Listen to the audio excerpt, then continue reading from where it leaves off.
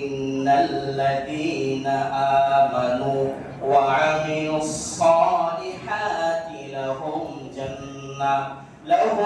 জান্নাতুন তাজরি মিন তাহতিহাল আনহার। জোরে বলে আল্লাহু আকবার। আল্লাহ রাব্বুল আলামিন বলেন ইন্নাল্লাযীনা আমানু, নিশ্চয় যারা ঈমান এনেছো, ওয়া আমিলুস সালিহাত, ঈমান এবং তার পাশাপাশি যারা নেক আমল করেছো, লাহুম জান্নাতুন তাজরি মিন তাহতিহাল আনহার, ঈমান এবং নেক আমল যারা করেছো তোমাদের জন্য প্রস্তুত রাখা হয়েছে জান্নাত, যে জান্নাতের নিচ দিয়া নহর প্রবাহিতমান, ঝর্ণা থাকবে। সুবহানাল্লাহ বলবেন না?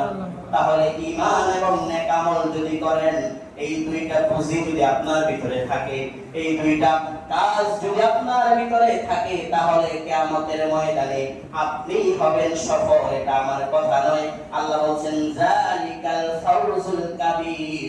কাবীর মানে বড় সফলতা।